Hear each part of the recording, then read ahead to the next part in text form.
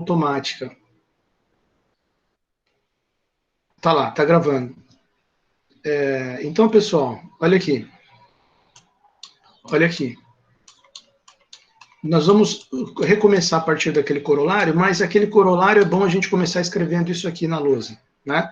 Esse negocinho que ele disse lá no começo, ele é importante agora. Então, nós estamos aqui em pleno cap 10, integral de Riemann, capítulo 10, integral de Riemann,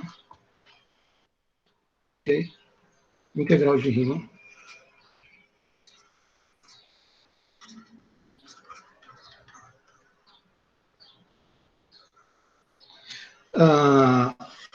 E nós vamos estudar agora o corolário. Antes de entrar no corolário, faz essa observação inicial aqui, né?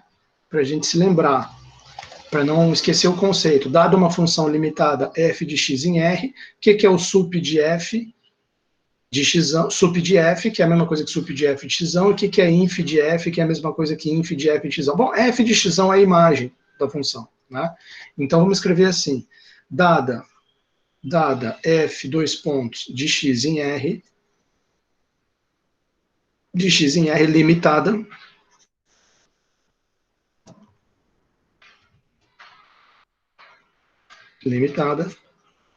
a gente tem inf, vamos escrever assim, ele escreve primeiro sup, né? Isso, sup de f é igual, é a mesma, escrever sup de f é a mesma coisa, supremo de f é a mesma coisa que supremo, isso aqui, essa notação aqui, sup de f significa supremo é sempre de um conjunto, né?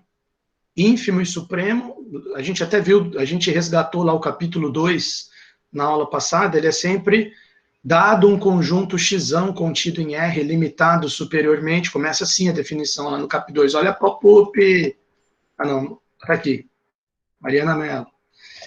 É um conjunto limitado superiormente, assim que começa, né? Então, por isso que ele está fazendo essa observação aqui. Aqui não é sup de um conjunto, é sup de uma função que está escrito aqui, sup de f. Então, a princípio, você ficaria sem saber o que é. Porque você está, desde o capítulo 2, pensando em termos de conjunto, para falar de supremo de inf. E, de repente, o cara vem com uma função. Então, ele está explicando que supremo de f, sup de f, é o supremo do conjunto f de x. Isso aqui é um conjunto. Ah, que conjunto é esse? É a imagem da f. F de x para todo x pertencente a x. Tá? Mas é bom para clarear as ideias, né? Para não ficar confuso aqui. Então, isso é a mesma coisa que sup de f de x, que é a mesma coisa que sup de f de x, tal que x pertence a x. Tal que x pertence a x.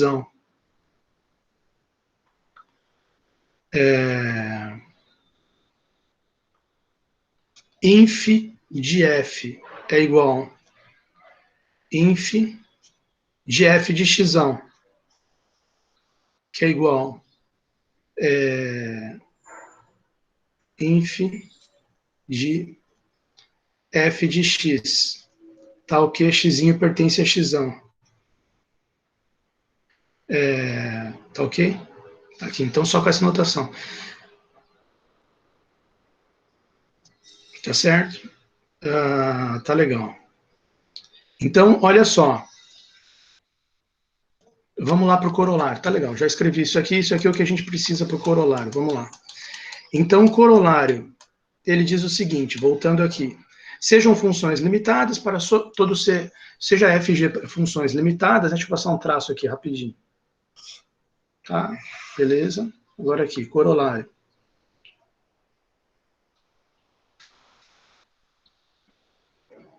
Então, sejam fg funções de x em R limitadas, aí ele diz o seguinte, o que a gente tem que provar? Tem que provar o seguinte. Para todo C pertencente a R, são limitadas as funções f mais g e cf de x em R. Ok? Tudo bem. Para todo C pertencente a reais, são limitadas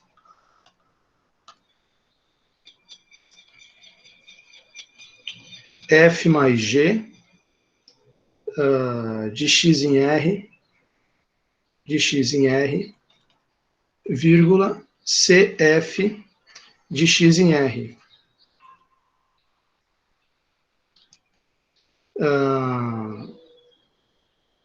Ok? Essa é a primeira coisa aqui. Deixa eu voltar aqui. Isso. Além disso, tem essa questão aqui dos supremos e dos ínfimos, tá? Então, aqui ele coloca vários casos, né? Supremo de F mais G, menor ou igual que sup de F mais sup de G. Ínfimo de F mais G, maior ou igual que ínfimo de F mais ínfimo de G. Então, vamos fazer aqui o sup, depois fica como tarefa para vocês fazer o inf, tá? Depois aqui, se C é maior ou igual que zero, sup de CF, C sup de F. Inf de CF, C inf de F. Se C é menor que zero, aí sup vira inf, né? Sup de CF igual C inf. Inf de CF igual a C sup. Também vou fazer um caso só. Vou só discutir o que está aqui mesmo, depois o restante dos casos deixo como exercício. Esse aqui a gente já deu uma explorada nisso, nesse lema anterior, né? Mas mesmo assim eu vou discutir essa demonstração aqui. Desce do próximo também eu quero discutir. Então, olha só. Então, vou colocar aqui os casos que a gente vai discutir. Depois os outros ficam como exercício para vocês.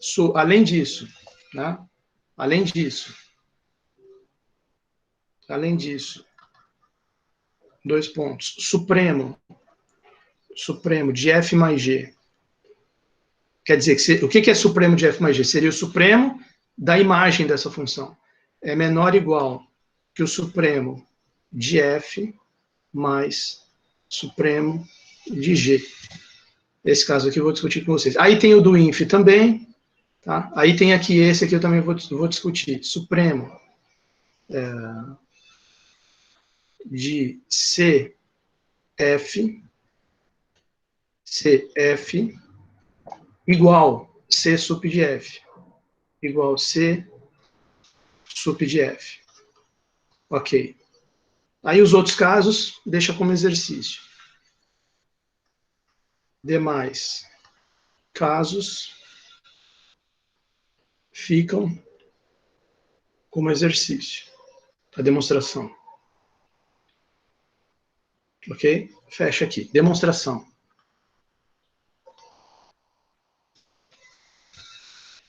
Demonstração. Então, vamos lá.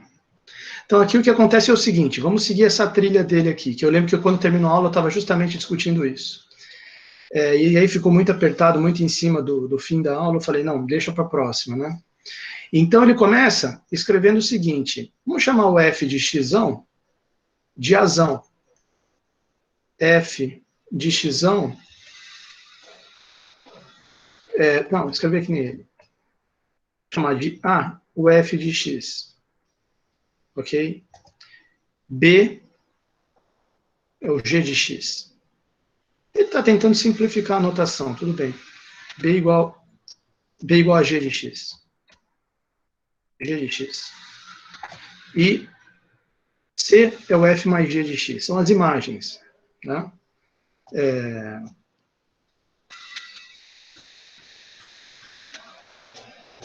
Ficaria assim, ó. O A, que é o f de x, o que é o f de x? É o conjunto de todos f de x'inho, tal que x'inho pertence a xão. Ok. Certo? Então, B é g de x, de xão. O que é g de xão? É g de x'inho pertencente a xão. Aí o C. C é igual a f mais g de xão. E o que é f mais g de xão? Ele escreve aqui, ó, f mais g de xão. Por definição, note que, só uma pequena observação aqui, o que é um f mais g de um elemento, por definição, o que é f mais g de um elemento x'inho? Ele é igual, por definição, f de x'inho mais g de x'inho. Então, se você considerar que esse aqui é o conjunto de todos os possíveis, f mais g de todo mundo que está aqui, então ele é o conjunto de f mais g, ou seja, de f do elemento mais g do elemento. Repara que é igual. é o mesmo x aqui, tá? F de x mais G de x, tal que x pertence a x. Fechou? Tá? Beleza. Aí ele diz o seguinte, ponto final. Evidentemente, C está contido em A mais B. Essa aqui já é uma frase que faz a gente parar para pensar. Né? Eu vou ser um pouco mais humilde, vou escrever assim, note que, eles colocar evidentemente, note que, observe que o conjunto C está contido em A mais B. Ah, é? Está contido por quê? Por que que esse conjunto aqui está contido na soma dos dois? Pelo seguinte, olha só, acabamos de ver que esse conjunto C é o conjunto dos f de x mais g de x para todo x pertencente a x. Ótimo. E o que que seria esse conjunto C? É isso, aqui do lado esquerdo. E o que que seria o conjunto A mais B? A mais B tem tudo isso aqui mais um tanto, né? Porque o que que é o A mais B? Pois A mais B é igual a f de x, peraí, f de x mais g de x. Mas isso aqui é igual ao quê? Isso aqui é igual a um conjunto onde você tem todas as possibilidades de f de... Como é que a gente pode escrever isso aqui? Vou escrever assim, ó, f de alfa mais g de beta, para todo alfa, beta pertencente a x. Então, ponto final. Então, você percebe que esse conjunto C, ele é um caso particular disso aqui, quando alfa é igual a beta. Certo? Mas no caso do conjunto Azão mais Bzão, o que que acontece? Você pode ter o caso alfa igual a beta? Pode. Mas você pode ter também alfa diferente de beta. Todas as somas possíveis de uma f de alguma coisa mais uma g de alguma coisa. Esse que é o conjunto A mais B. Então, o conjunto C, ele é todas as possibilidades de f de alguma coisa mais g de alguma coisa? Não. Eles são apenas aquela soma das duas onde está o mesmo elemento aqui dentro. Por isso que eu falei, x e o mesmo x. E aqui é alfa e beta. Então, esse da direita é muito mais geral do que o da esquerda. Engloba o da esquerda e pega mais outros tantos infinitos, sei lá se é infinito, porque eu também não sei se esse x aqui é finito ou infinito, mas outros tantos casos, que aqui não necessariamente vai ter, tá certo? Bom, então, para mim está claro isso aqui, realmente, não digo que é evidentemente, eu tive que pensar um pouquinho, mas C está contido em A mais B, eu concordo com isso, por causa disso aqui que eu expliquei. Tá? Agora, o que ele diz aqui na sequência? Ele diz o seguinte, ó, como esse conjunto da direita contém o da esquerda, ou seja, o da esquerda está contido no da direita, o supremo desse aqui, o que é F mais G? F mais G é o C. O supremo desse que está por dentro, que é o menor, né, porque está contido nesse aqui, que é maior, o supremo desse aqui tem que ser menor ou igual que o supremo do outro. Agora, e aí ele mete um ponto final e muda de assunto. Então, essa noção aqui tem que ficar claro para a gente. Eu acho interessante essa noção, pode ser que ela volte várias vezes aqui, né, nos raciocínios de integral. Quando você tem um conjunto contido dentro do outro, o supremo do que está por dentro, contido, não pode ser maior do que o supremo do que contém. Não pode ser da absurdo, tá certo? Eu não sei se ele tinha falado isso antes aqui no livro, eu não me lembro dele comentando isso. Por isso que eu estou comentando aqui. Agora, observe que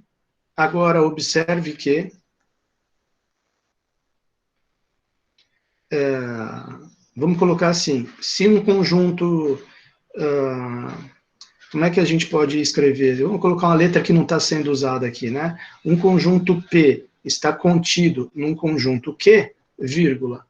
Então, o supremo de P, do conjunto P, tem que ser menor ou igual que o supremo de Q. Eu acho que dá para esboçar uma provinha por absurdo, né? Suponha que, vamos supor que, vamos negar isso aqui. Vamos supor que o supremo de P fosse maior que o supremo de Q.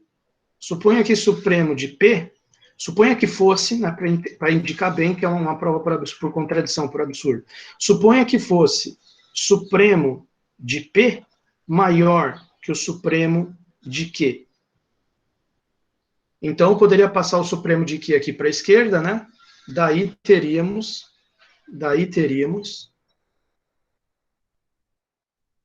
o supremo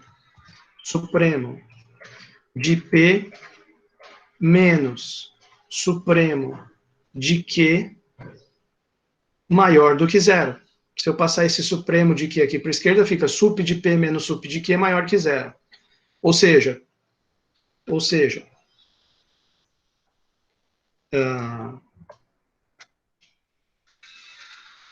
dá para a gente escrever o seguinte aqui: supremo de P menos supremo de Q igual a epsilon, que é maior que zero. E já que ele é maior que zero, estou chamando ele de epsilon, e esse epsilon vai ser, obviamente, maior do que zero. Está aqui. Ok? Bom, daí,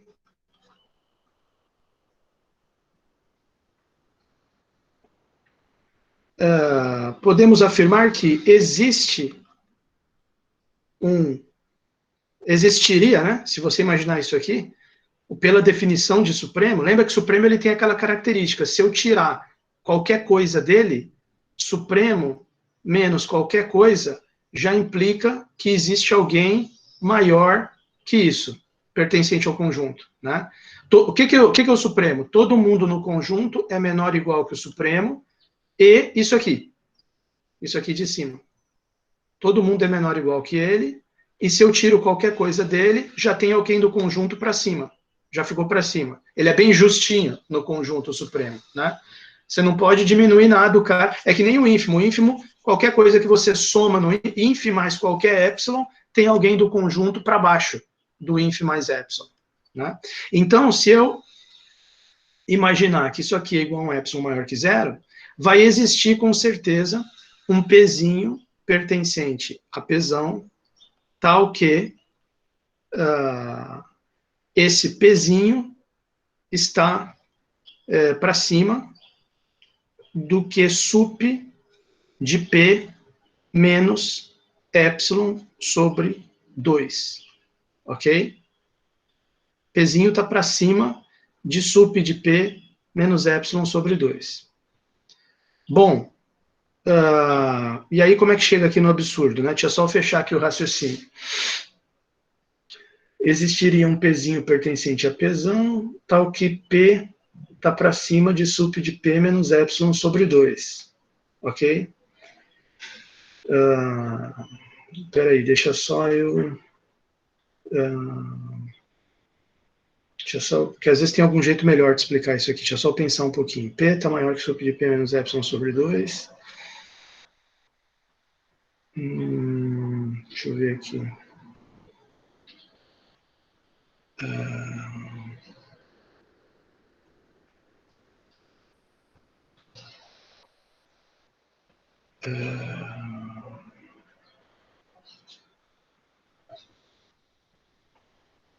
Deixa eu escrever uma frase antes dessa. Eu acho que fica melhor se eu escrever uma frase antes. É exatamente isso aqui que eu estou fazendo, só que é melhor eu observar uma coisa antes aqui que vai me facilitar a vida. Deixa eu melhorar aqui. Que é o seguinte, sup de P menos sup de Q é igual a epsilon. Né?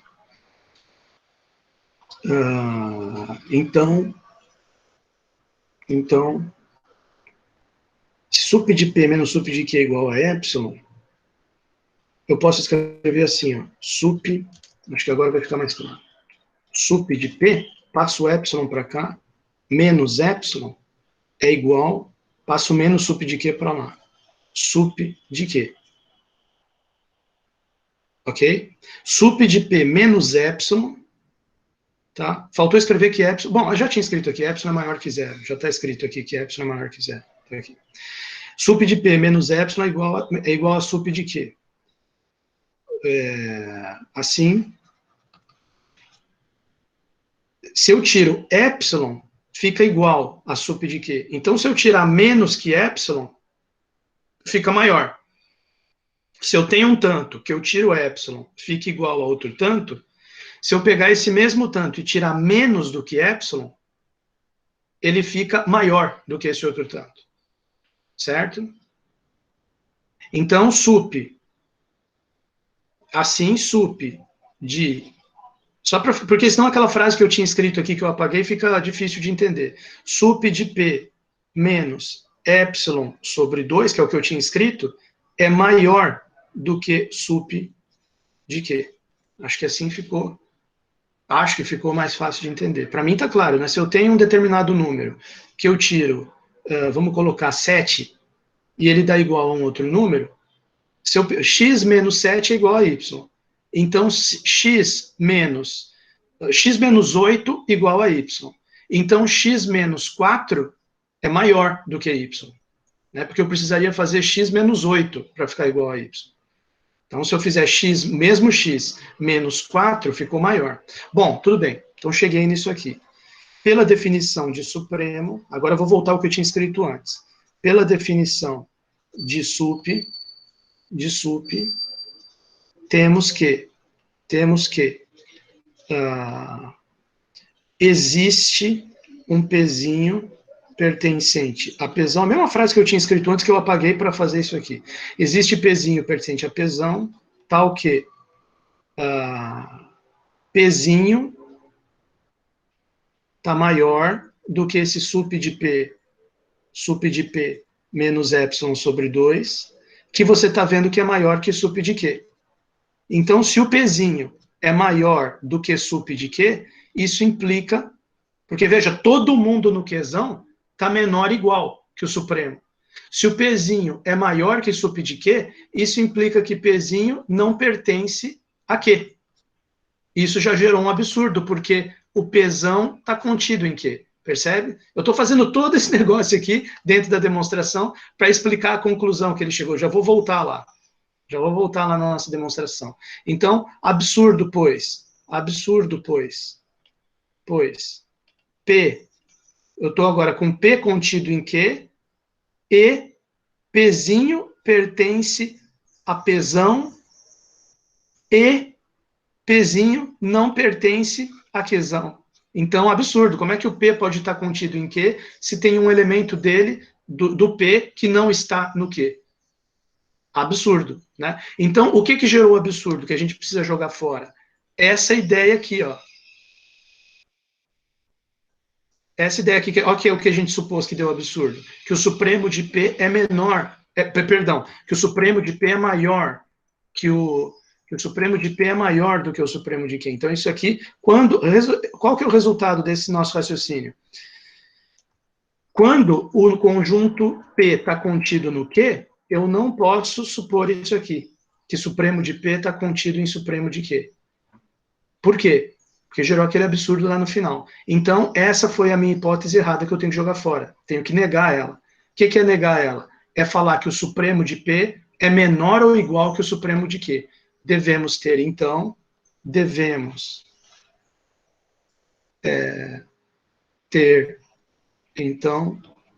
supremo de P menor ou igual que supremo de Q. Voltando para a nossa demonstração, que a gente estava comentando antes aqui do C, do A mais B, C contido em A mais B, a gente já viu por quê, eu expliquei.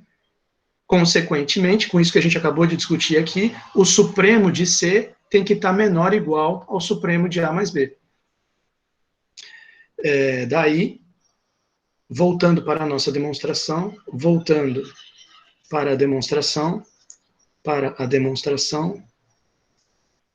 temos supremo de C menor ou igual que o supremo de A mais B. Ou seja, vamos escrever aqui embaixo. Ou seja, aqui, ó, o que é o C? O C é o F mais G de X.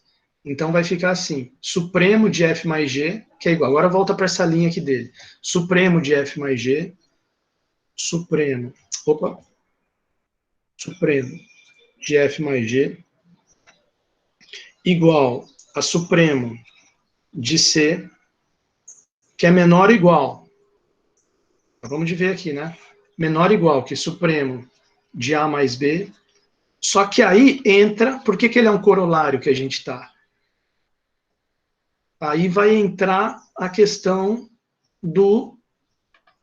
Ele é um corolário, ele vem desse lema anterior. No lema anterior, a gente já tinha provado supremo de A mais B igual a supremo de A mais supremo de B. Então, isso vem do resultado anterior. Então, supremo de A mais B igual sup de A mais sup de B. Agora, o que é o sup de A e o sup de B? A gente já tinha dito no começo que, olha lá, o que é o A, né? Olha o que é o B. Então, é supremo de f de x mais supremo de g de x, que no fundo é sup de f mais sup de g. Né? Conclusão. Conclusão. 2 pontos. Sup de f mais g menor igual que sup de f mais sup de g.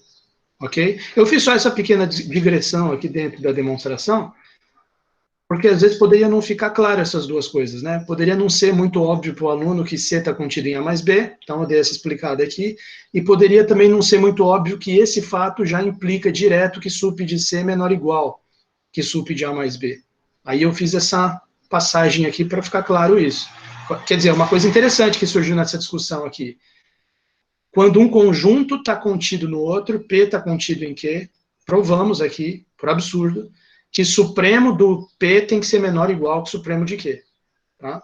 A gente supôs o contrário e chegou no absurdo. Então, o que vale realmente é isso aqui. Quando P está contido em Q.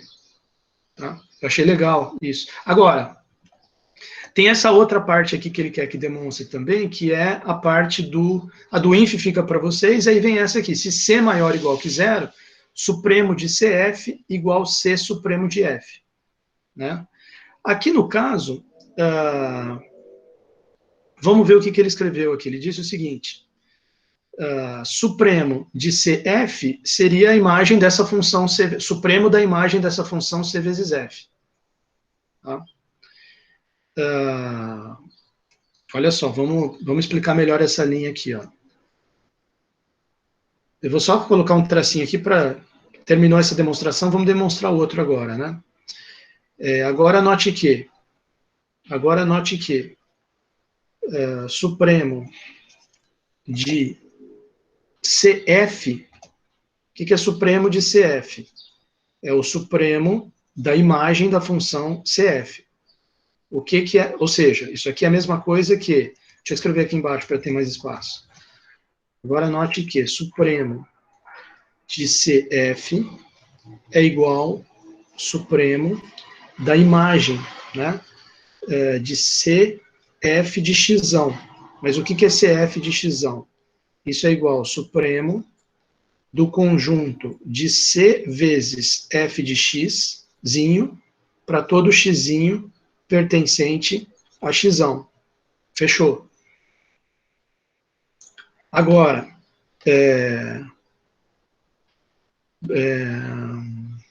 e agora ele diz aqui o seguinte, isso é a mesma coisa que supremo de C vezes A. Note que o A é o F de x, tá aqui, ó. Certo? Ou seja, o A, o que é F de x? Tá aqui na página anterior, né? O F de x é, ó quem que é o F, esquece o sup, olha só para o F de x, esquece o sup, ele é isso aqui, certo?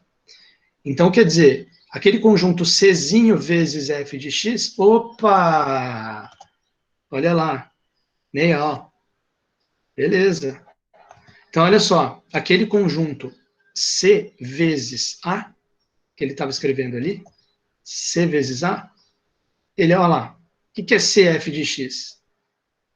Seria pegar todos os elementos desse conjunto aqui, que é o F de x, e multiplicar todos eles por C.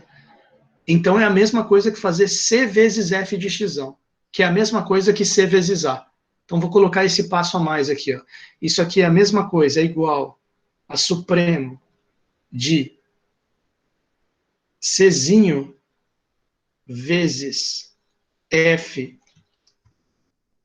Czinho vezes F de x maiúsculo, que é a mesma coisa que supremo de CA, como ele tinha escrito ali. Supremo de CA. Olha lá. Que é a mesma coisa que C vezes supremo de A. Mas isso já vem do lema anterior. No lema anterior a gente provou que sup de CA é igual a C sup de A. Então aqui ele está usando, nesse último passo ele está usando o lema 2. Por isso que é corolário. Tá? Então tá lá. Sup de CA igual a C sup de A. Que é igual a C vezes sup de Azão. Então, veja,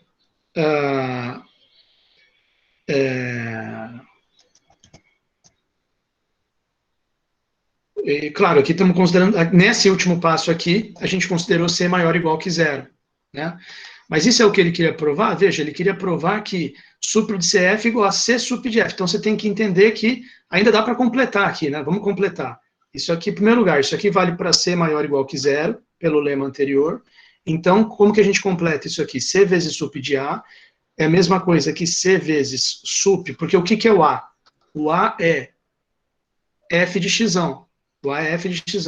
Então, isso aqui é C sup de F de x, que é igual a C vezes sup de F. Fechou. Juntando as duas pontas, portanto, sup de CF, sup de C, melhor, portanto, porque a gente usou isso aqui, né? C maior ou igual que zero. Portanto, se C maior ou igual que zero, então, sup de CF é igual a C, juntando as duas pontas aqui, C vezes sup de F. Ponto final. Tá lá. Agora, fechou aqui o corolário. Ótimo. Aí ele faz essa observação aqui, interessantíssima essa observação, não sei se vocês deram uma lida aqui. Ah, porque a gente provou antes de ver essa aqui que a gente acabou de fazer, né? Foram duas partes aqui a demonstração. Na parte anterior, a gente provou que supremo de F mais G é menor ou igual que supremo de F mais supremo de G. Então, o que é um pouco diferente do conjunto, né? No lema, a gente viu que, quando são conjuntos, o supremo de A mais B não é menor ou igual, é igual a supremo de A mais supremo de B. Tá? Mas aqui para a função, supremo de F mais G é menor ou igual. Então, na observação, ele está chamando a atenção para o seguinte, ó, às vezes dá menor mesmo, é menor ou igual, o certo. Aí ele dá um exemplo, e pode ter também o inf a gente não fez aqui, ficou de exercício, né, mas o inf de F mais G é maior ou igual que inf de F mais inf de G. Então, olha o exemplo que ele deu, se você tomar FG, vamos colocar isso aqui na forma de uma observação, que eu achei legal. Observação. Se você pegar, vou colocar uma OBS aqui interessante. OBS. Se você pegar as funções FG de 0,1 em R, imagina essas duas funções, FG, as duas definidas no intervalo fechado 0,1 em R, dadas por f de x igual a x e g de x igual a menos x. Olha lá. O que acontece nesse caso? Vamos fazer um gráfico aqui rapidinho. Você tem aqui, né? Eixo y, eixo x. E aqui você tem, digamos aqui, o 0. E aqui você tem 1. E peraí que vai ficar um pouco fora de escala aqui. Aqui, 1. Então, essa função g, o gráfico dela vai ficar assim, né?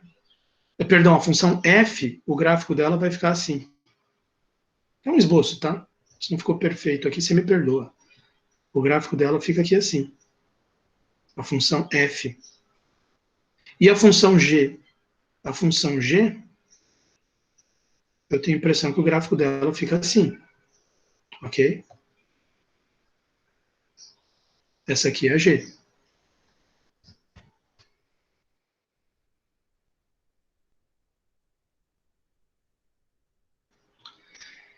Então, o que a gente percebe? A gente percebe o seguinte, se eu pedisse para o aluno, ou para mim mesmo, né, avaliar quem que é o supremo da F e o supremo da G. Claro, esse aqui é o xão, né? Note que nesse exemplo, xão é o domínio, que é 0, 1. Então, o que vai acontecer se você for calcular? Se você for calcular, por exemplo, supremo de F. Sup de F é igual ao sup de F de X. O sup do conjunto de todos os valores aqui da imagem. Então, vamos ver se a turma está prestando atenção em mim. Quem que seria o supremo da F aqui? Vamos ver se alguém fala. Vamos ver se alguém está prestando atenção nessa aula. Vou até beber uma Vita C aqui. Eu beber uma Vita C. Nossa, Edson. Supremo da F é 0?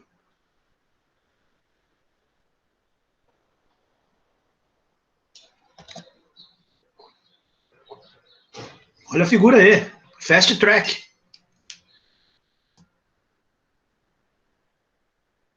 Ó, Maximiliano, em cima do lance. Em cima do lance. Emanuele.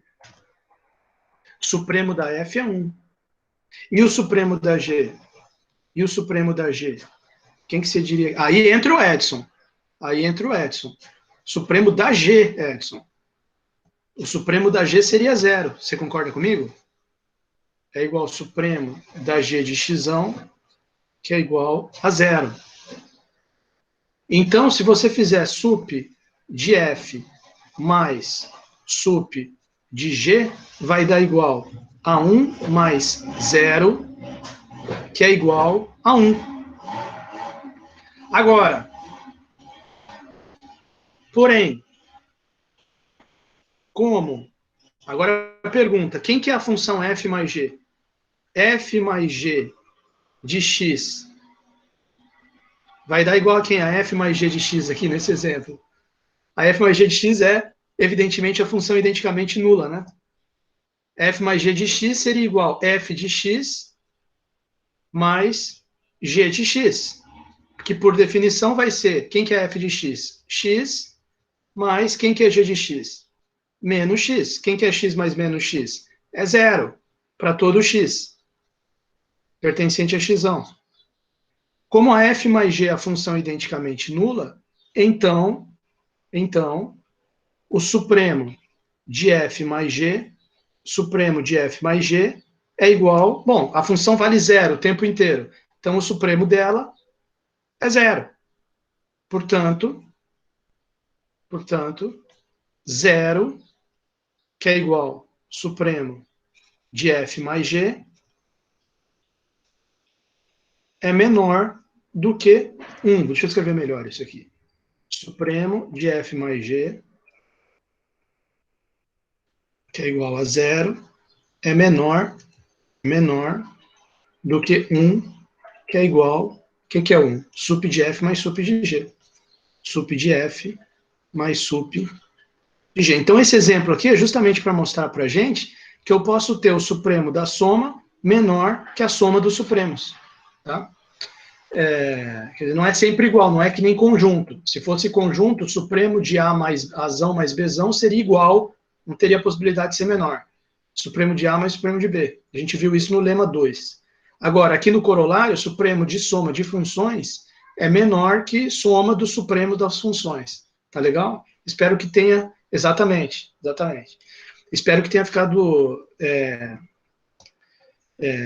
espero que tenha ficado didático aqui para vocês verem. Bom, para não perder tempo mais. Lema 3. O lema 3, depois o 4 eu vou só discutir com vocês e vou deixar a demonstração para vocês estudarem, é tranquilo. Esse 3 aqui eu queria dar uma discutida nessa demonstração, tentar entender isso aqui com vocês. tá? Olha, primeiro vamos ler, antes de ver a demonstração, vamos ver o enunciado, né? Acho que é mais interessante. Lema 3. Lema 3. Lema 3. Tá aqui. Olha aqui. O que diz o lema 3? Se eu tenho uma função limitada, uma só, f. F, dois pontos, de x em R, limitada. Limitada. Ok? Aí eu pego o inf de f e o sup de f. O inf eu chamo de mzinho, o sup eu chamo de mzão. Sejam mzinho igual a inf de f e mzão maiúsculo igual a sup de f. Ótimo. Conclusão do teorema. Ômega, que é igual a emão menos eminho. O que é o emão menos eminho? Ele é o sup da função menos o inf. Ele é uma espécie de variação da função. Vocês concordam com essa minha ideia que eu estou falando? O que é um sup de... Você tem um gráfico lá de uma função. Imagina aqui, o que ele está tentando dizer para a gente é o seguinte, ó. Vou tentar fazer um exemplo aqui, gráfico. Né? Você tem aqui uma função, digamos que ela está aqui assim, ó. Um exemplo que eu estou tirando da minha cabeça agora, mas só para ilustrar o que eu estou enxergando desse teorema. Imagina que você tem uma função aqui assim. Tá? Que ela está nesse conjunto X aqui. Vai aqui do Azinho até o Bzinho. Então, você concorda que esse valor aqui é o emão. Por quê? Porque é o sup dela. Esse aqui é o emão. E esse valor aqui é o mzinho, é o inf dela.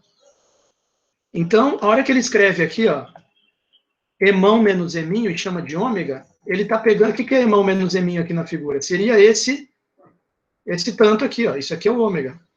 Ômega é igual emão menos eminho. Seria, assim, o máximo que ela foi menos o mínimo. É a variação dela. A gente poderia chamar isso aqui de variação da função. A função dessa variada aqui, ela chegou até lá, até aqui embaixo. Foi a variação máxima dela. Tá? Só para ilustrar para vocês o que é, o que está a ideia visual que está aqui por trás, né? Então ele está dizendo o seguinte: sejam isso aqui, seja ômega igual a sup da função menos inf da função. Aí vem a tese.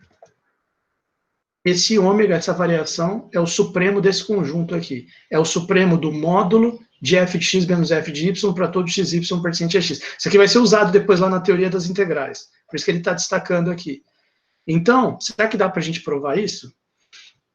Vamos ver essa demonstração aqui. Então, deixa eu primeiro escrever aqui essa tese, né?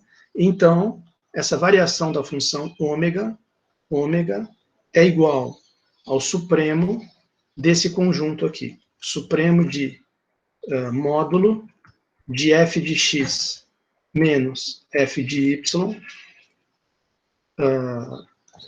para todo xy pertencente a x. X, y pertencente a x. Ok? Ponto final. Tá lá. Vamos ver essa demonstração. Demonstração aqui, rapidinho. Demonstração.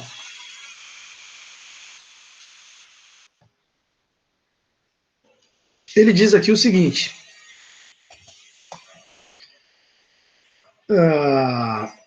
Quando a gente pega dois valores x, y, igual ele escreveu aqui, né? X, y pertence a x. Quando a gente pega dois valores x, y, quaisquer, arbitrários, dentro de um conjunto de números reais, x obviamente está contido em R, né? A gente tem três opções: ou x é menor do que y, ou x é maior do que y, ou x é igual a y. Aliás, a gente viu isso aí no cap 2, isso que eu acabei de falar. Então, a mesma coisa vai valer para os f's, porque o f de x e o f de y também vão ser números reais. Aqui, a função é de x em R. Então, não só x e y são números reais, como também o f de x e o f de y são números reais. Então, também nós vamos ter, digamos, três opções. Maior, f de x é maior que f de y, f de x é menor que f de y, ou f de x é igual a f de y. Só que, evidentemente, o caso que f de x é maior e f de x é menor, esses dois casos, f de x maior que f de y, o caso f de x menor que f de y, eles são de algum modo análogos. Porque se você resolver para o caso f de x maior que f de y, o outro caso que f de x é menor é feito analogamente. Só você trocar o nome das letras. Tá? Chama x de y de x, e aí tudo se resolve. Né? Então, quer dizer, eu não preciso fazer os dois, eu posso separar para me facilitar só num caso, o caso maior aqui ele pegou. F de x maior ou igual que f de y. Ok? Então, para fixar as ideias. Tá? Quer dizer, sem perda de generalidade, ele poderia ter escrito aqui. Sem perda de generalidade, pegar o caso igual e o caso maior, porque o caso menor, se eu resolvesse aqui, o menor é analogamente, vamos dizer assim, né? Mas só inverter essa desigualdade aqui e tudo se resolve como antes. Olha só. Penso eu. Ou então ele vai fazer depois o caso menor, não sei. Isso que eu queria entender aqui. Então, beleza. Para fixar as ideias, f de x maior ou igual que f de y. Ok, então deixa eu escrever isso aqui. Então, dados, xzinho, yzinho pertencente a xão, supomos, vou simplificar aqui um pouco, né? F de x menor igual, maior igual, f de x maior igual que f de y. Ponto final. Tudo bem. Tudo bem. Até aqui concordo, ok. Então, veja bem, quem que é o mzinho? Mzinho é o ínfimo da função. Eu até ilustrei ele aqui na figura, o mzinho. Ele é o ínfimo. Então, certamente o mzinho é menor ou igual que f de qualquer coisa, porque ele é o ínfimo dos f's. Então, essa primeira desigualdade aqui eu concordo. Então, mzinho, que é o ínfimo, é menor ou igual que f de qualquer letra que você colocar. Então, você pode dizer que ele é menor ou igual que f de y? Pode. Menor ou igual que f de y. Mas você acabou de dizer que f de y é menor ou igual que f de x. Então, você pode repetir aqui. Menor ou igual que f de x. F de x. E certamente vai ser menor ou igual do que o sup da função. Emão. Então, eu também concordo com essa linha aqui de desigualdades. Tá legal. Agora, donde, olha bem isso aqui, donde módulo de f de x menos f de y é menor ou igual que m menos n. Que m, emão menos eminho, que é o ômega, que ele tinha dito lá no enunciado. Agora, de onde que ele tirou esse módulo aqui? Então, eu penso que aqui a ideia, para mim, para eu entender isso aqui, eu tenho uma ideia visual, realmente, aqui, uma ideia gráfica. Né? Eu imagino assim, vou colocar aqui do lado. Você tem aqui um eixo x, e deveria ser um y aqui, na verdade, porque nós estamos falando dos f's aqui, né? Eu deveria fazer na vertical isso aqui, mas tudo bem. Chama aqui de y, só para caber aqui na figura. Então, eu tenho aqui, se eu for respeitar essa linha de desigualdade, eu vou escrever assim, mzinho, f de y, f de x mais para cima, f de x, e depois o emão. E o que é o módulo? Como que eu interpreto o módulo de A menos B? É a distância entre o A e B na reta. Isso que é o módulo. O módulo aqui eu estou interpretando como distância. Então, eu vejo claramente que a distância entre o f de x e o f de y, ela é menor ou igual a essa distância aqui, que é bem maior. Tá certo? Que seria emão menos eminho. Tá legal? Então, veja. Mas por que ele... Aqui o certo seria ele escrever sem módulo, então. Ele deveria escrever... quem que é o maior aqui? O f de x. Ele deveria escrever f de x menos f de y é menor ou igual que emão menos eminho. Bom, mas aí o que acontece? O f de x menos f de y já é positivo, porque é o maior menos o menor. Então, se eu colocar o módulo, não vai alterar o resultado, né? Então, pensando assim, dessa maneira gráfica, eu concordo com isso aqui que ele escreveu, tá? Não sei vocês, mas eu estou só, assim, desenhando, explicando para ficar mais... para pelo menos assim dizer, vamos dizer assim, para expor o que eu pensei, para entender o negócio, né? Então, módulo de f de x, baseado nesse raciocínio aqui, módulo de f de x, módulo de f de x, menos f de y, realmente eu concordo que vai ser menor ou igual a emão menos eminho, que é o que na enunciado ele chamou de ômega. Ok? Agora, até aqui entendi tudo, agora vamos para esse negócio aqui. Por outro lado, olha só, por outro lado. Agora, veja, vamos entender esse por outro lado aqui. O que ele quer provar? Ele quer provar, não é que W é igual a emão menos eminho, isso aqui é... Ele quer provar que o W, essa variação da função, que eu tinha feito o desenho aqui, né? O W, que é essa variação da função, ele quer provar que ela é, o W não, ômega, né? Ele quer provar que esse ômega é o supremo desse conjunto. O ômega é o supremo do conjunto. Então, por que isso que ele parou aqui no ponto final já começou a ajudar?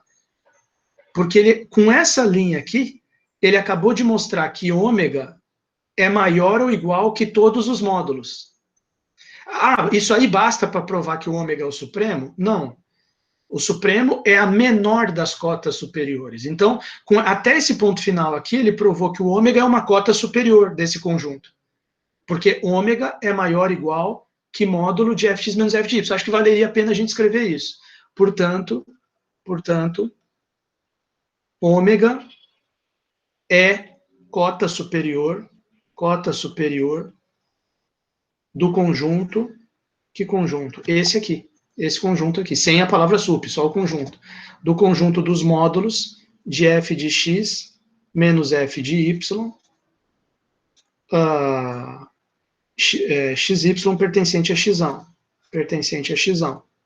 Quer dizer, já está provado por até esse ponto final aqui, já provou que ômega é cota superior. Agora, para provar que ômega é o sup, você tem que provar que ele é a menor das cotas superiores. Então, você tem que provar que, se eu pegar ômega e tirar qualquer épsilon dele, ômega menos épsilon, vai ter alguém desse conjunto aqui que vai estar para cima do ômega menos épsilon, vai estar maior que ele. Então, isso que é o por outro lado, não tem nada a ver com menor aqui. Então, essa questão de ter pego maior igual aqui é aquilo que eu falei mesmo. Você provou para f de x maior do que f de y, o menor seria analogamente, só mudando as letras aqui. Tá? E esse por outro lado não tem nada a ver com voltar e fazer para menor. Esse por outro lado tem a ver com o seguinte, com isso aqui você provou só que ômega é cota superior. Para provar que ele é sup, você tem que tirar qualquer coisa de ômega e mostrar que tem um cara desse para cima. Tá certo? Então, por outro lado, se eu pegar um epsilon maior que zero, olha lá, eu vou provar que, se eu pegar um epsilon, olha, só dando uma olhada aqui um pouco para frente, né?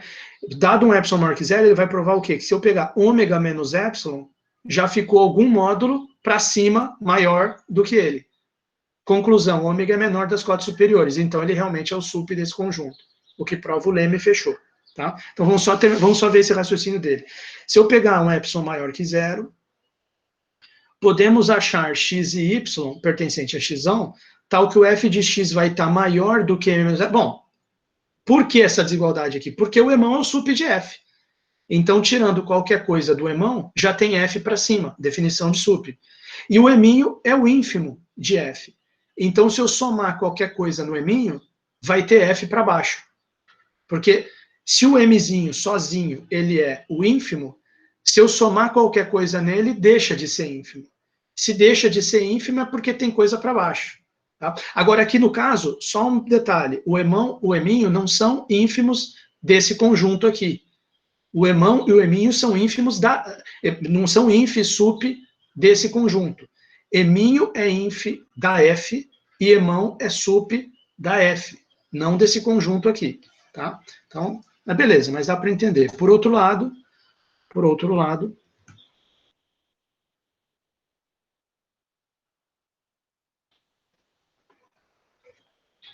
se eu tomando um epsilon maior que zero, se epsilon maior que zero, Temos. Aí vem da definição de sup inf, como eu acabei de falar. Existe aqui, vou colocar da seguinte forma, existe xzinho pertencente a xão, tal que f de x fica maior que emão menos epsilon sobre 2, e existe yzinho pertencente a xão, tal que f de y é menor do que mzinho mais epsilon sobre 2. Tá lá. Ponto final. Ponto final. Então, aí como é que a gente junta isso a nosso favor, né? Módulo de f de x, essa é a primeira desigualdade, vem da definição de módulo, né? Módulo de A é maior ou igual que A, certo? Então, a primeira desigualdade é definição de módulo. Portanto, módulo de um f de x, módulo de um f de x menos f de y, com certeza, é maior ou igual que o f de x menos f de y sem módulo. Até aí tudo bem. Só que, olha só, esse f de x menos f de y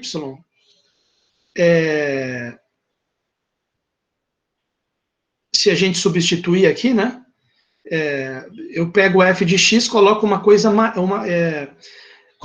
menor do que ele. Né? Vamos ver aqui, vamos ver a substituição que ele fez, só para dar certo aqui. O f de x é maior que m menos epsilon sobre 2. Ok? Vamos ver aqui. Às vezes ele escreve muito rápido, quando eu vou passar isso aqui, eu às vezes prefiro f de... deixa eu ver aqui. Se eu multiplicar por menos aqui. Se eu pegar essa desigualdade e multiplicar por menos, ajuda, né? Porque fica menos f de y, maior, porque inverte, menos m menos epsilon sobre 2.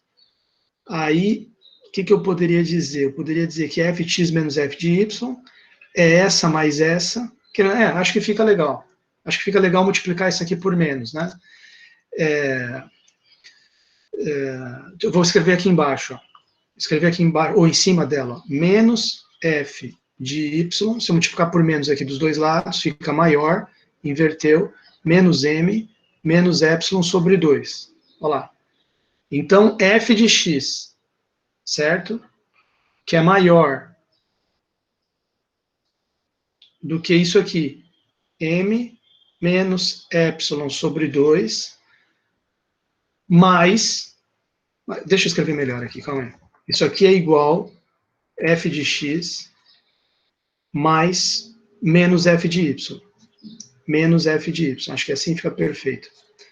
Mas f de x mais menos f de y seria maior. No lugar do f de x, você coloca quem? M menos epsilon sobre 2. No lugar mais, no lugar do menos f de y, você coloca quem? Porque aqui você colocou um maior. Menos m menos epsilon sobre 2. Mais, abre parênteses, menos m menos epsilon sobre 2. Mas isso aqui é igual a quem? M menos m menos epsilon sobre 2 menos epsilon sobre 2. Que é menos epsilon. Ok? Mas m menos m é quem? É ômega. Então aqui ficou ômega menos epsilon. Conclusão. Você acabou de provar que dado um epsilon, juntando as pontas, né? Se epsilon maior que zero, ômega menos epsilon fica menor do que o módulo. Então, conclusão, ômega você já tinha provado antes que ele é maior que todo mundo, agora você provou que tirando um epsilon dele, ele já fica menor. Então, ele é o sup. Tá certo? Conclusão. Ômega menos epsilon maior que zero. Peraí. Dessa forma. Epsilon maior que zero implicou ômega menos epsilon, implicou ômega menos epsilon, ficou menor do que o módulo de f de x menos f de y, ok? Estou escrevendo sintética, juntando as pontas aqui. Conclusão, o ômega é realmente o sup desse conjunto, do conjunto dos módulos de f de x menos f de y. Deixa aqui, isso aqui vai ser usado mais para frente na teoria, por isso que ele está vendo aqui. xy pertencente a x, fecha chaves, ok? Bom, esse lema aqui então está discutido aqui com vocês, enunciado e demonstração, fiz o mais didático possível aqui que eu consegui, certo? Esse último lema, lema 4, eu deixo a demonstração para vocês estudarem, né? E queria só comentar o seguinte sobre ele. Olha só, ele é interessante. Acho que é bem intuitivo o enunciado dele. A única coisa que pode confundir aqui, deixa eu ver se o pessoal está me acompanhando ou se caiu a live. Vocês estão aí me acompanhando? Dá um alô aí para mim se alguém está me acompanhando.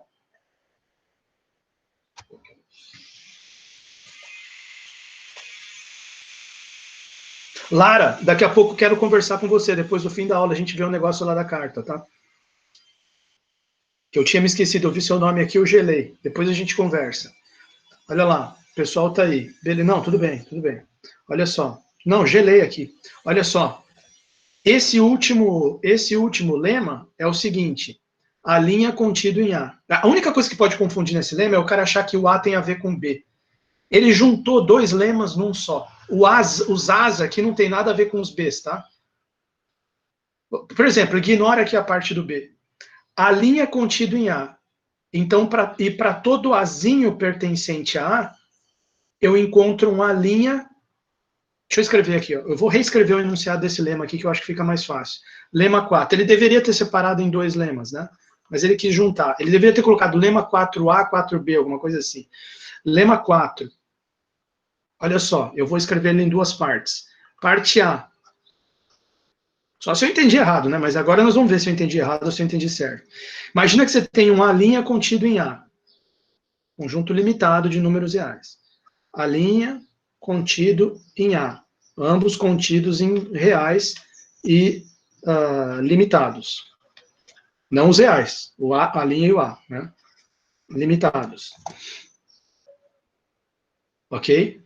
E aí, se para todo azinho pertencente a azão, existe uma linha no azão linha que é maior que o A. Para todo, dado um azinho pertencente a azão, dado azinho pertencente... Não, deixa eu ver o jeito melhor de escrever. Acho que é como uma implicação. Se azinho pertencente a azão implica que existe a linha pertencente a azão linha, tal que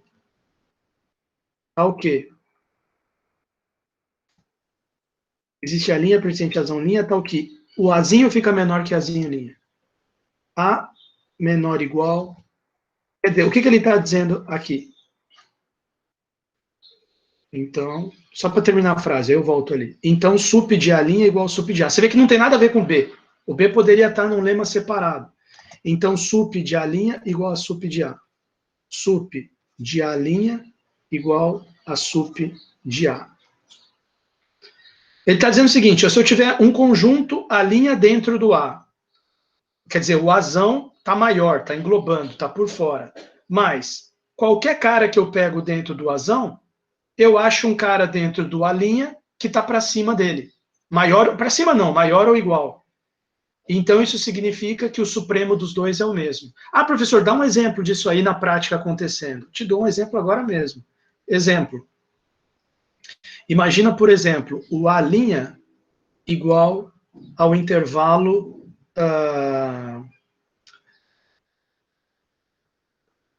o intervalo 1, 2, e imagina o A sendo aberto. O intervalo aberto 0, 2. Ponto final. O A está englobando a linha, A contém a linha, e para qualquer cara azinho que você pegar no A, você acha uma linha pertencente ao azão linha, tal que isso aqui acontece. O A' fica maior ou igual que A. Qualquer um. Certo? Ah, pega aqui 1,9. Você consegue pegar aqui 1,99, entendeu? Então, e realmente, quem que é o supremo? Olha só, note que supremo de A', note que, no meu exemplo, completando aqui o meu exemplo, né? Note que o supremo de A' é igual ao supremo de A, que é igual a 2. Bateu certinho aqui com o que ele está falando. Só que eu vou deixar a demonstração para vocês fazerem. Agora, a parte B, que eu quero gastar essa meia hora final da aula falando já da parte de integral, né? A parte B, ela é o seguinte, olha só, se por outro lado você tiver B' contido em Bzão, B' contido em Bzão, contido em reais, limitados, tá certo? Agora, o que acontece aqui? Se Bzinho pertencente a Bzão implica que existe um B'L no B'L. Se Bzinho pertencente a Bzão implica, estou escrevendo analogamente aqui, né? Existe um B'L, existe B'L pertencente a Bzão linha. Tá o quê? Agora aqui, cuidado que mudou. B' menor ou igual que B. B' menor ou igual que B. Então, o que ele conclui? O inf vai ser igual. Inf de B' igual a inf de B. Tá certo? Bom, você consegue dar um exemplo? Vou te dar um exemplo bem interessante, até para fugir aqui dos intervalos, né? Não ficar usando só intervalo. Imagina, por exemplo, que você tem aqui... Não, na verdade, vou usar um intervalo, mas não vou usar dois intervalos. Olha só que interessante esse exemplo. Imagina que o seu B' é... Vou colocar um exemplo aqui.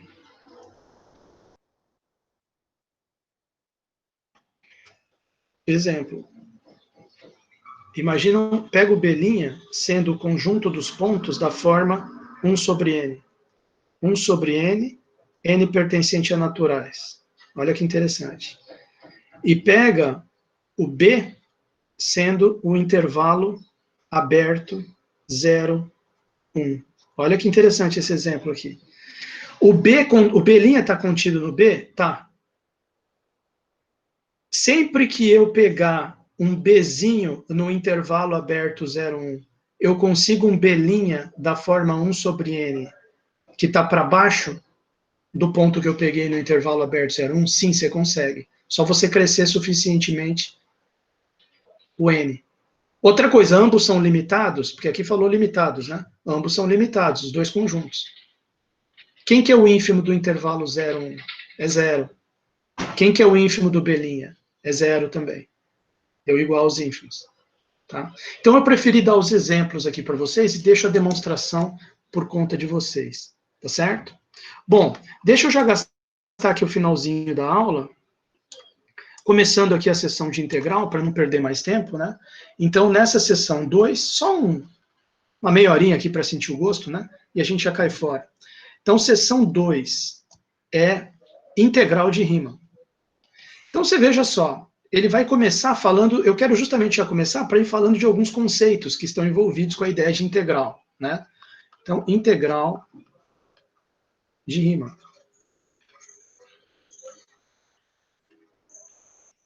Ok? Então, quais são os conceitos envolvidos aqui? Os conceitos envolvidos aqui são o seguinte, ó, integral de Riemann. Quer dizer, aonde que ele quer chegar com isso aqui? Ele vai, aqui a gente quer chegar nessa ideia de área embaixo da curva. Dado uma curva do gráfico de uma função, no fundo a minha motivação inicial, digamos assim, mas aqui eu já estou pensando mais em termos de cálculo, não de análise, né? Seria calcular a área que está aqui contida, está delimitada pelo gráfico da função, pela reta x igual a A, reta x igual a B e o eixo x. Essa região delimitada pelo eixo x, x igual a x igual a B e o gráfico da função, aqui delimitou uma área. Vamos supor que eu queira calcular essa área exatamente. Então, essa é a minha motivação inicial para chegar no conceito de integral, o cálculo dessa área, tá? Só para a gente não ficar perdido aqui, com esse monte de conceito que ele vai colocar. A ideia é como no cálculo, é a mesma integral que você aprendeu em cálculo. A ideia é você chegar no conceito de área, tá certo? Como eu falei, delimitada pelo gráfico da função, por A, por B e pelo eixo X.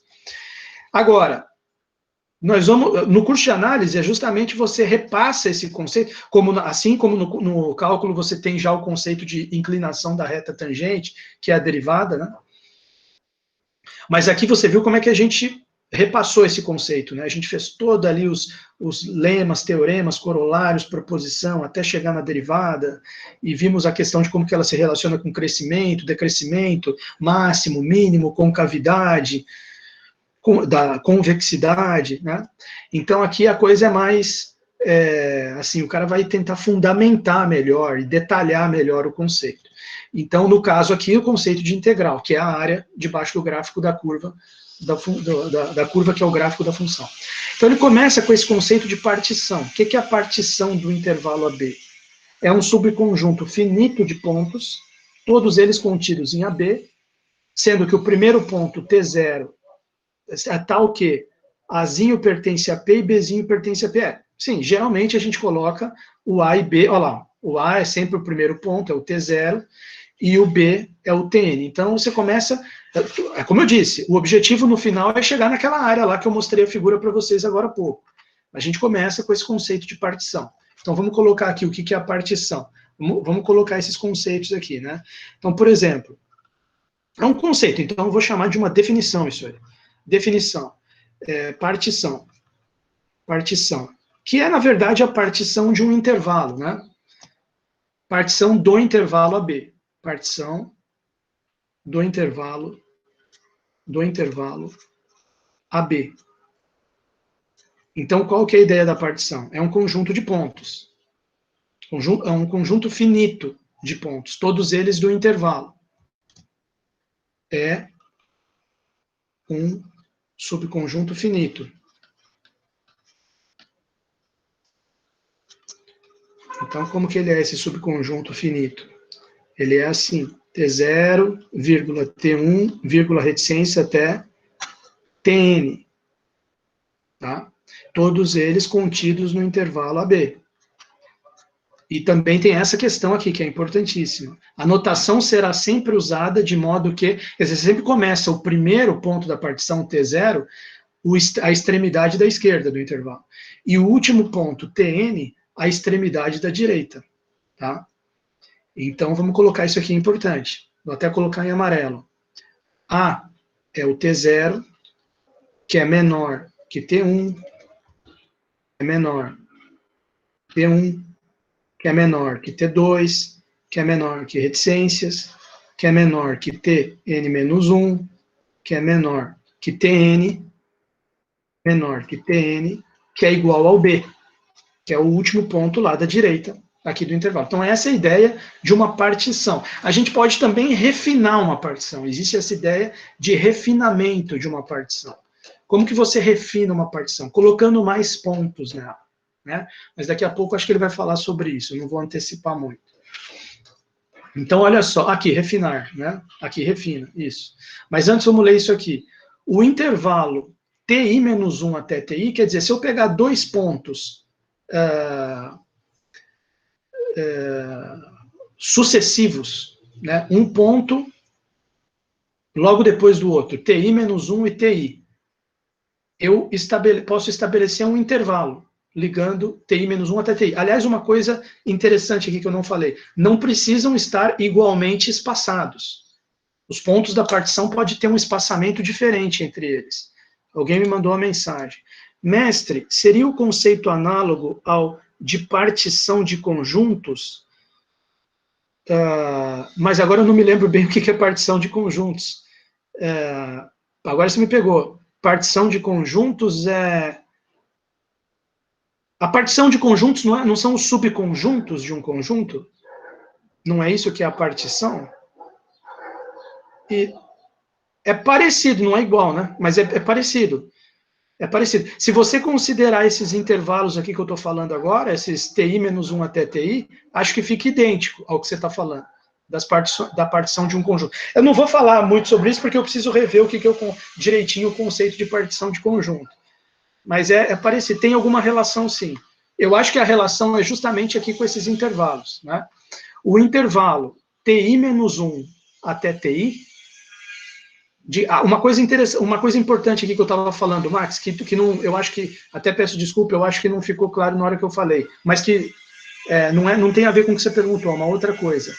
É uma observação importante, eles não precisam estar igualmente espaçados. Você não precisa fazer a partição assim, ó, T0, T1, T2, T3, T4, não. Você pode fazer se você quiser, mas você pode fazer ela assim também. T0, T1, T2, T3, T4, T5, T6, T7. As duas são partições. Tá? São exemplos de partições. Partições. De intervalos, para não confundir com essa ideia de partição de conjunto que você falou. Então, quer dizer, o que é importante frisar é que uma partição não precisam estar os pontos igualmente espaçados. O importante é que você vá numa sequência crescente aqui, né? Começando com o A, vai T0, T maior que T, aí menor que o T1, aí mais para frente o T2, mais para frente o T3, até chegar no último que é o Tn, que vai ser o B. Esse é que é o importante. Esse é que é o importante. Tá? Mas a questão de estar igualmente espaçado não é importante. Não precisa estar igualmente espaçado. Então, vou colocar uma observação aqui. Observação. Os pontos TIs não precisam, obrigatoriamente, estar igualmente espaçados. Tá? Eles não precisam estar...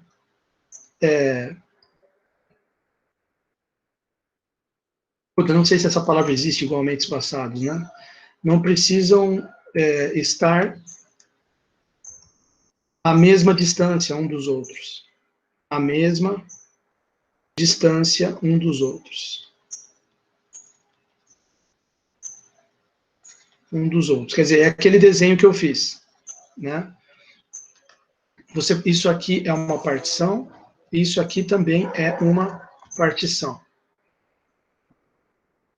Vou colocar os dois exemplos aqui, que eu acho que ficou legal, ficou bem intuitivo aqui. O cara pode ter isso aqui, T0, T1, não precisam, mas também não é proibido estar igualmente espaçado.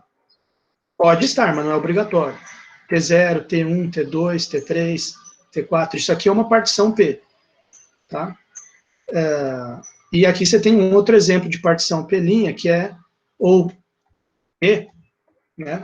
P e Q, são partições. Partições.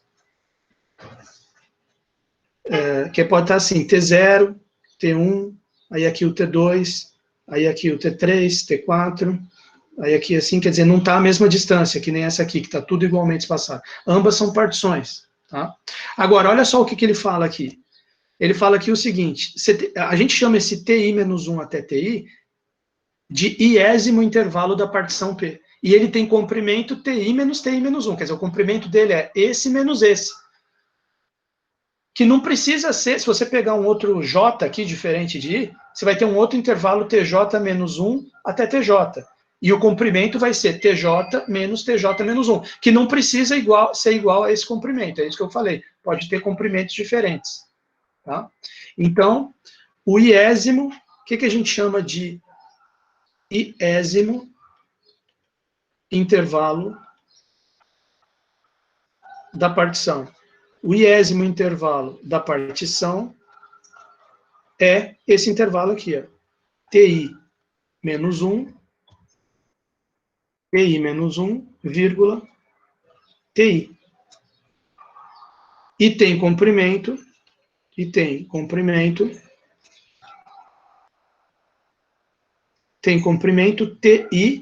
menos TI menos 1. Então, olha só, resultado.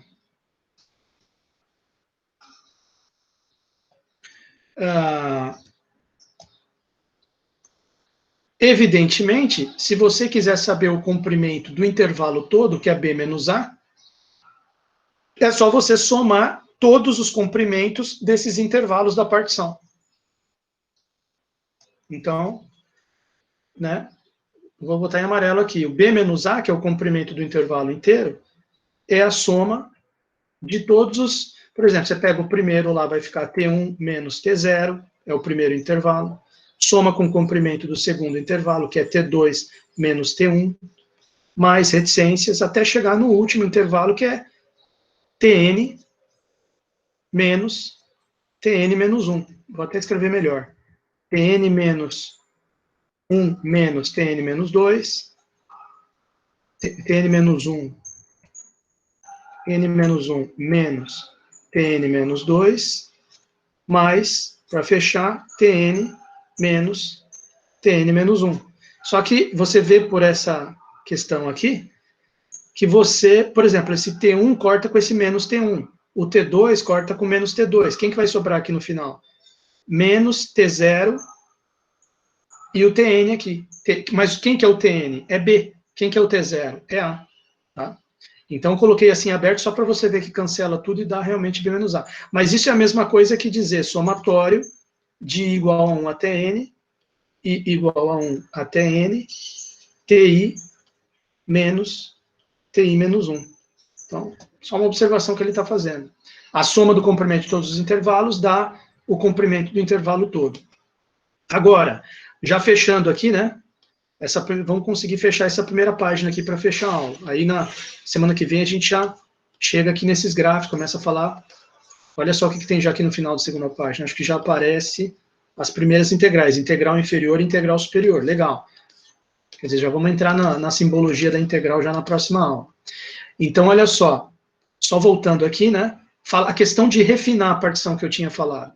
Se você tiver duas partições, P e Q, do intervalo AB, a gente pode dizer que a partição Q refina a partição P se ela englobar a partição P. Quer dizer, ela vai ter todos os pontos da P nela e mais alguma coisa, certo? Você vai falar, mas pode ser igual também? Pode, mas aí é complicado, né?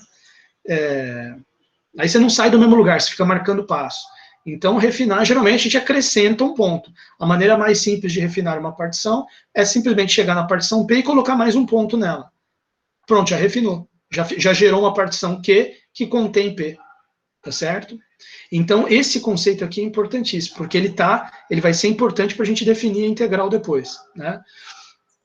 Então, sejam duas partições, P e Q, sejam duas partições do intervalo AB, né? Do mesmo intervalo, AB. E digamos que essas partições são P e Q, né? Se o P estiver contido em Q, isso implica que Q refina, deixa eu botar em amarelo para refina P. Quer dizer, e o jeito mais simples de fazer isso é o quê? Você pega a partição P que você já tem e acrescenta um ponto a mais. Pronto, já refinou ela. Tá? Bom, beleza. Ok. Aí, bom, para fechar a aula com chave de ouro, essa questão aqui do inf e do sup. Lembra que a gente acabou de discutir no lema 3, né? O lema 3 a gente mexeu com isso aqui. Se você voltar lá, ó, olha aqui. No lema 3 a gente mexeu com essa ideia do inf da função e do sup da função. E a gente até viu que existe essa variação ômega aqui, que é o sup da função menos o inf. E a gente até provou que essa variação é o supremo desse conjunto aqui. Interessante, ó, a gente já estamos conseguindo ligar uma coisa com a outra aos poucos, né? Então, olha só, dado uma função limitada, então deixa eu escrever aqui na lousa, seja f, dois pontos, de um intervalo AB em R, então você vê que aqui ele parou um pouco aquela coisa do xão, que é bem genérico, né? E está pegando já intervalos, para a gente falar de integral, fixar nossa atenção nos intervalos. F dois pontos de AB em R, F dois pontos de AB em R, limitada. Limitada.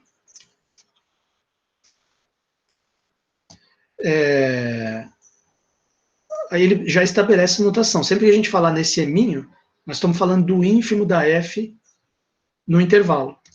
Só uma questão de definição aqui, né? Então a gente vai colocar, vou botar em laranja aqui para destacar. Mzinho é a nossa notação para o ínfimo da função f em todo o seu domínio, no intervalo AB, f de x pertencente a AB. Agora, graficamente, como que você pode entender? É aquele desenho que eu tinha feito lá no lema 3. E o emão, M maiúsculo, é igual sup da f de x em todo o seu domínio. Olha só. Em vez de chamar de variação, ele chamou de oscilação aqui, ó, da ômega i. É oscilação de f no intervalo. Eu estava falando variação, né? Ele preferiu aqui a palavra oscilação. É oscilação. Já vou fazer o desenho. M igual ao supremo de f de x, tal que x pertence a AB. X pertence a AB. Agora, professor, como que interpreta isso aí graficamente? Eu vou refazer aquele desenho aqui rapidinho. Imagina que você tem aqui eixo x, eixo y, né? Tá aqui.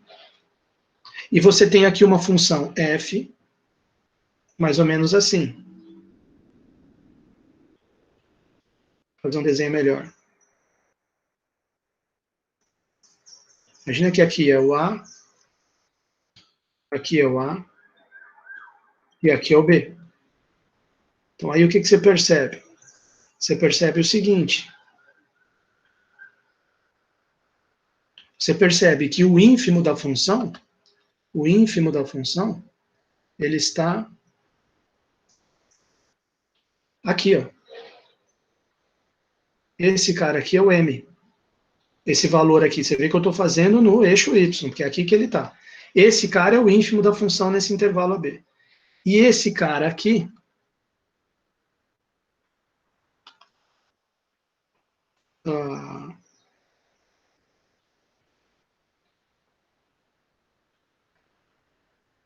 esse aqui é o sup. Aqui. Esse é o emão, que é o sup. E esse aqui é o ômega, que é a oscilação. Agora eu vou usar a palavra certa aí que ele falou, oscilação. Tá certo? É isso que você tem que enxergar aqui, nesse eminho emão. É isso que está acontecendo, dentro do intervalo AB. Aí o que ele fala? Ó, dado uma função limitada, repara que eu desenhei uma função limitada. Né? Dado uma função limitada, a gente tem esse eminho, que é o ínf da função, a gente tem o emão, que é o supremo da função. Já mostrei aqui na figura quem que eles são, eminho e emão. Ótimo. Em particular, podemos dizer, uma coisa que a gente pode dizer em particular a respeito dessa situação é que a f de x, ela está sempre entre os dois. É só você olhar aqui no gráfico, né? Ela está sempre para baixo do emão e está sempre para cima do eminho. Né? Então vamos escrever isso aqui porque isso aqui é verdade. Né? Eminho menor ou igual que f de x, que é menor ou igual que emão, vírgula, para todo x pertencente ao intervalo fechado AB. Tá lá. Isso aqui é uma verdade. Tá? Se P é uma partição de AB, partição, lembra? Aqueles pontos todos que o T0 é o A, o Tn é o B, né? Acabamos de ver o conceito de partição. Se P é uma partição do intervalo AB, e nós temos também os subintervalos, como a gente tinha falado antes, né? Ou como ele chamou aqui, o iésimo intervalo da partição, TI menos 1 até TI. Então, a gente pode fazer também os infs e os sups de cada subintervalo. Então, por exemplo, mzinho i é o ínfimo da f de x no subintervalo, no iésimo intervalo. Emão i é o supremo da f de x no iésimo intervalo. E ômega i é a oscilação da função naquele iésimo intervalo. Tá? Então, esses valores mi, emão i e ômega i, eles vão indicar o ínfimo, o supremo e a oscilação de f no iésimo intervalo. Tá? Quando f é contínua, mi e emão i são valores efetivamente assumidos por f nesse intervalo. Tá? Em particular, neste caso, existem xy tais que ômega i iguais. Aqui ele já está relacionando com com a questão do lema 3, né, que ele vai relacionar o ômega com esse módulo aqui, tá? E também com função contínua. Mas o que eu quero falar aqui para fechar a aula eu quero fazer um desenho ilustrando isso aqui. Então, olha só, aqui, ó, ele falou, imagina uma partição P, né? Então, vamos pegar aqui uma partição P. Deixa eu fazer ela aqui em laranja. Então, quem que seria o T0? Só para dar um exemplo aqui para a turma. T0 é o A, né? T0 é igual a T0. Quem que seria o Tn? Vamos pegar uma partição com, deixa eu ver aqui, meia dúzia de pontos, né? Então, aqui seria o T5. T5. E aqui você tem T1, aqui você tem T0, que é o A, T5, que é o B. Digamos que o T1 esteja aqui, T2, aqui. Aí aqui você imagina T2, deixa eu colocar para baixo. Aqui o T3.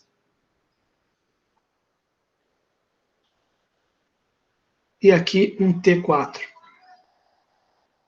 Pronto. Isso aqui que você está vendo é uma partição. Acabei de criar uma partição aqui. Um ponto, que é o A, outro ponto T1, outro que é o T2, outro que é o T3, outro que é o T4, outro que é o T5. A partição, então, quer dizer, acabei de criar uma partição P que é igual T0, que é igual ao próprio A, vírgula, T1, T2, T3, T4 e T5. E esse T5 é o próprio B. Está criada a partição. Então, como que daria para a gente ilustrar esse conceito aqui que ele está falando do MI? Em primeiro lugar, como que eu ilustro o iésimo intervalo? Um exemplo de iésimo intervalo é esse aqui, ó. Por exemplo, esse intervalo aqui, ó.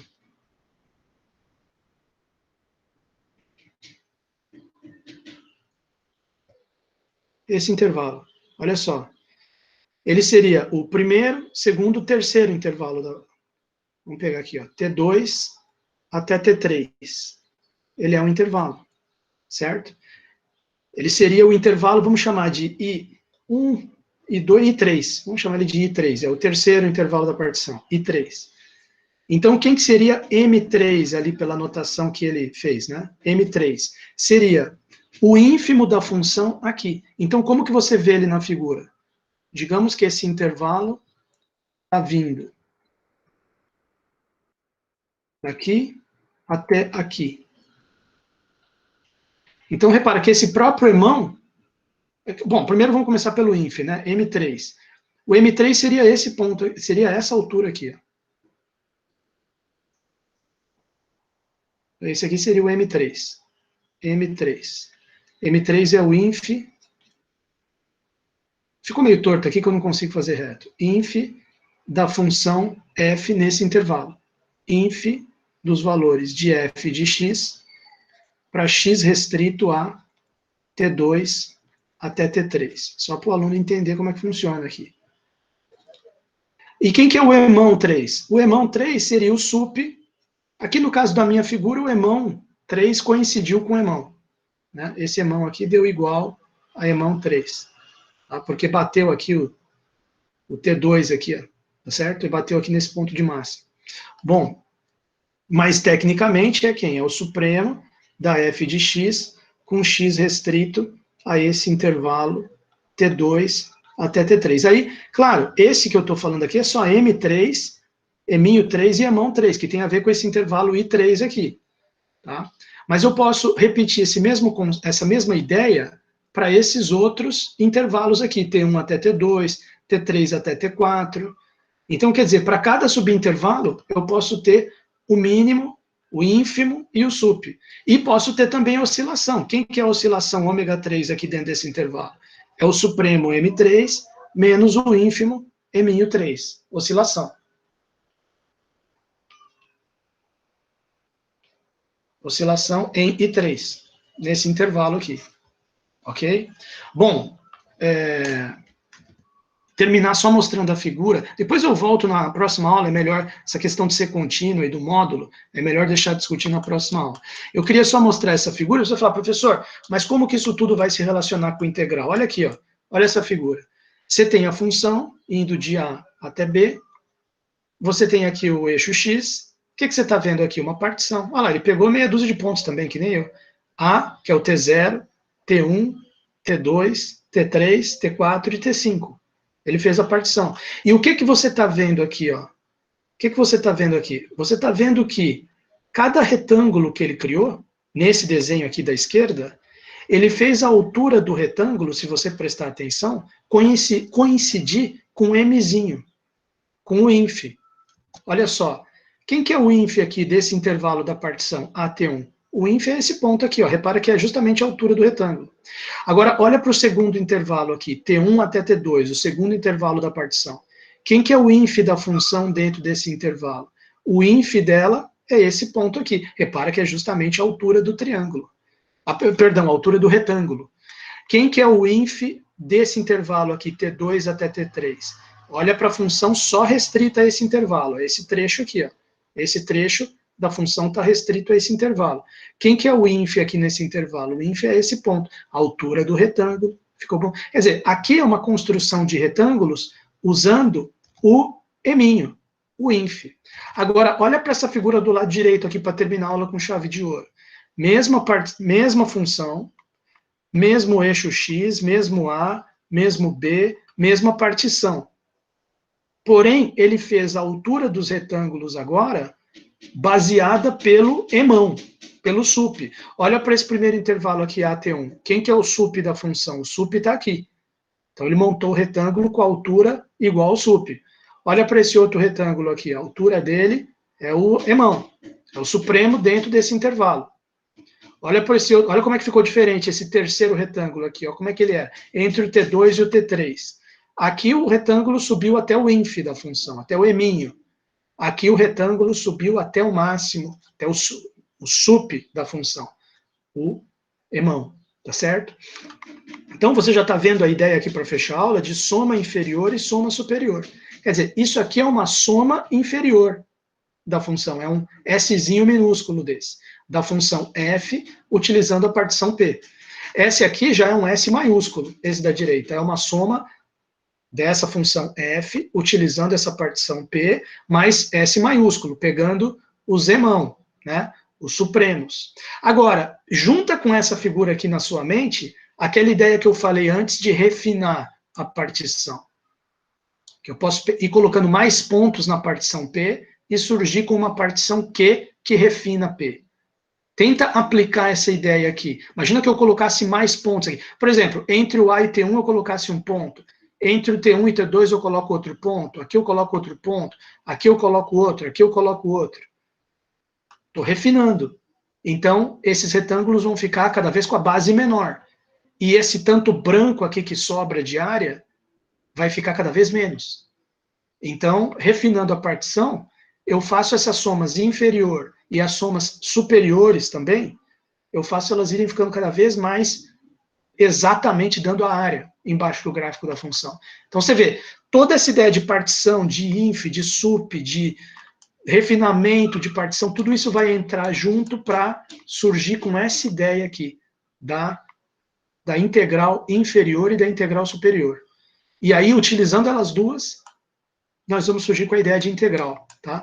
Mas isso a gente deixa para discutir na próxima aula. Eu acho muito bonita essa parte, muito legal. Bom, vou encerrar a gravação, espero que eu tenha conseguido salvar alguma coisa da aula de hoje para vocês, espero que tenha sido interessante. Foi um prazer estar aqui com vocês.